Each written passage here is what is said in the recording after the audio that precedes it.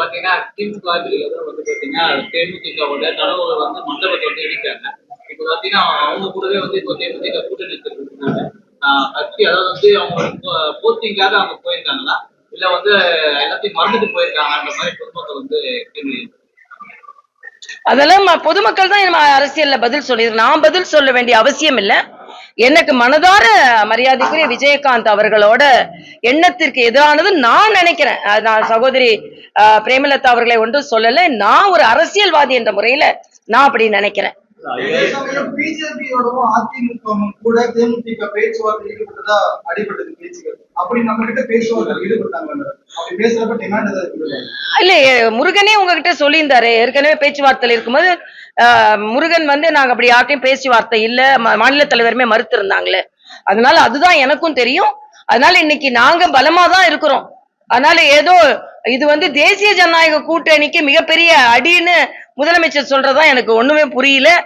அவர்களுக்கு தான் அது பிரச்சனை, நமக்கு ஒன்றுமில்லை. எங்களுக்கு வெற்றி வாய்ப்பும் பிரமாதமா இருக்கு, அதுல எந்தவித மாற்று கருத்தும் இல்லை. தமிழக அரசு 5000 ரூபாய் அதாவது பெண்களுக்கு எது கொடுத்தாலும் நான் எனக்கு மகிழ்ச்சிங்க. எனக்கு பெண்களுக்கு எது கொடுத்தாலும் மகிழ்ச்சி. ஆனா அத ஒரே நேரத்துல அவங்களுக்கு கொடுத்து அவர்களை வந்து 28 மாதங்கள் அவங்களுக்கு கொடுக்கலன்றதை நீங்க முதல் சிந்திக்கணும். போன வருடம் இந்த பகுதியை சார்ந்த அண்ணன் துரைமுருகன்ட்டே கேட்டாங்க, நீங்க பொங்கலுக்கு நீங்க வந்து எடுக்கலையா கொடுக்கலையா அப்படின்னு கேட்கும்போது, இப்ப கொடுத்தா மறந்துருவாங்க, அடுத்த வருஷம் கொடுத்துக்கலாம்னு சொன்னாங்க. அப்ப எல்லாமே பெண்கள் நலனுக்காக அல்ல, ஓட்டுக்காக என்பது தெரிகிறது.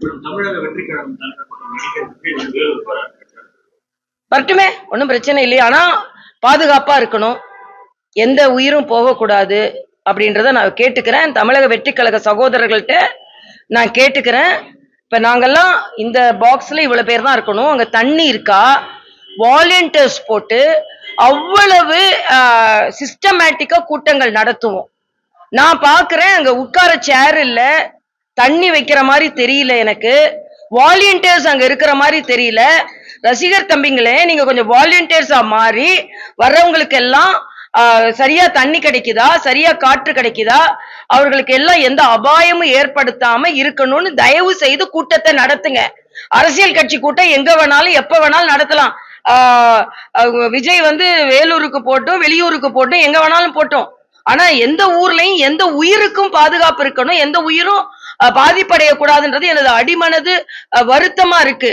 அதனால இப்ப எங்க கட்சியில இருந்து போனவங்களே ரொம்ப இதா பேசிக்கிட்டு இருக்காங்க. அவங்களுக்கு தெரியும் கட்சி கூட்டம் எப்படி நடக்கணும். எங்களுக்கும் கூட்டம் வருது, ஆனா நாங்க அதை வரைமுறைப்படுத்தி இந்த கட்டத்துக்குள்ள இவ்வளவு பேர் இருக்கணும், அங்க தண்ணி இருக்கணும், அவங்களுக்குள்ள வசதிகள் இருக்கணும். எப்பவுமே எங்களோட கூட்டத்துல பாத்தீங்கன்னா ஆம்புலன்ஸ் இருக்கும். மரியாதைக்குரிய அமித்ஷா திருச்சிக்கு வரும்பொழுது அங்க ஒருத்தவங்க மயங்கி விழுந்தாங்க. நாங்க போய் ட்ரீட்மெண்ட் கொடுத்துட்டு நாங்க ஆம்புலன்ஸ் வச்சிருந்தனால உடனே அவங்களை ஆஸ்பத்திரிக்கு அனுப்ப முடிஞ்சது. அதனால தம்பி விஜய் அவங்க வேலூருக்கு போட்டோம் என்ன வேணாலும் போட்டோம். ஆனா நிச்சயமாக அவர்கள் உயிர் பாதுகாப்பை உறுதி செய்ய வேண்டும் என்று நான் கேட்டுக்கொள்கிறேன். வேலூருக்கு வரார் 11ஆம் தேதி நிச்சயமா வேலூருக்கு மரியாதைக்குரிய பிரதமர் வருகிறார். அது மிகப்பெரிய ஒரு நன்மையை நமக்கு ஏற்படுத்தும். ஏனென்றால் வேலூர் மக்களுக்கு என்னென்ன தேவையோ மரியாதைக்குரிய பாரத பிரதமர் அவர்கள் இன்னைக்கு கூட முதலமைச்சர் அவர்கள் சிறுபான்மையினரை பற்றி சொல்லியிருக்கிறார். 15 பாயிண்ட் சிறுபான்மையினர் நல திட்டம் என்று மரியாதைக்குரிய பாரத பிரதமர் வச்சிருக்கிறார். முத்ரா வங்கியில மட்டுமே 11% சிறுபான்மையினர் பலன் பெற்றிருக்கிறார்கள். அதனால பாரதிய ஜனதா கட்சி, தேசிய ஜனநாயக கூட்டணி சிறுபான்மையினருக்கு எதிரான கட்சி என்ற ஒரு பெயரை அவர்கள் சொல்லுவதை நாங்கள் ஏற்றுக்கொள்ளவில்லை. சிறுபான்மை சகோதரர்களும் எங்களோடு தான் இருக்கிறாங்க. வேலூருக்கு வருவது மரியாதைக்குரிய பாரத பிரதமருக்கு மிகப்பெரிய வரவேற்பை தரும் என்று நான் தெரிவித்துக் கொள்கிறேன். உதயநிதி சார் வேற என்னப்பா சொல்லுவாரு? அவர் அதான் சொல்லுவாரு. உதயநிதி அதை சொல்றதுக்கு தான் அவரை உட்கார வச்சிருக்கு. அவர் என்ன உழைச்சாரா, என்ன பண்ணாரு, இதை பேசுறதுக்கு தான் அவர் உட்கார வச்சிருக்காங்க. ஆனா அவர் டெப்டி சிஎம் ஓட அப்படியே முடிவு வந்துட வேண்டியதுதான். நான் அழுத்தமா சொல்றேன், தமிழக மக்கள் மிக மிக பாதிக்கப்பட்டு இருக்கிறார்கள். 1000 ரூபாய் கொடுத்துட்டு 3000 ரூபாய் கரண்ட் பில்லு, பால் விலை ஏறியாச்சு, பதிவு விலை ஏறியாச்சு, பத்திர விலை ஏறியாச்சு, எல்லா விலையும் ஏறியாச்சு.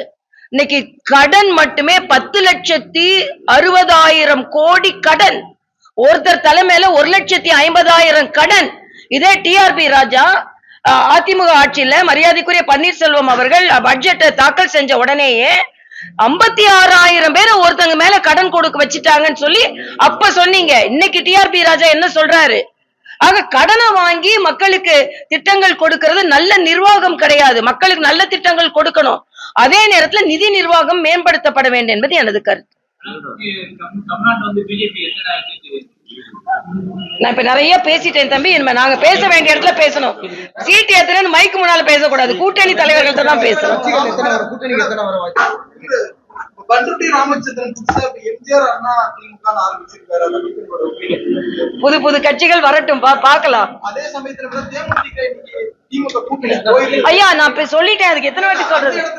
காங்கிரஸ் வந்து இன்னைக்கு அங்கேயுமே வந்து கூட்டணியில வந்து ஒரு கலந்து பார்க்க முடியும்.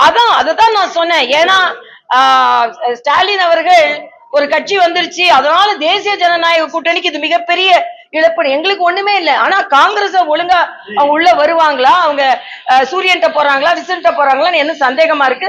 அவங்கள பத்தி நாங்க பேசலப்பா. நாங்க பலமா இருக்கோம், அவ்வளவுதான். திமுக கூட்டணியில யார் சேர்றா யாரு வளர்கிறான்னு எங்களுக்கு அதை பத்தி கவலை இல்லை. நாங்க வெற்றி பெற போகிறோம்.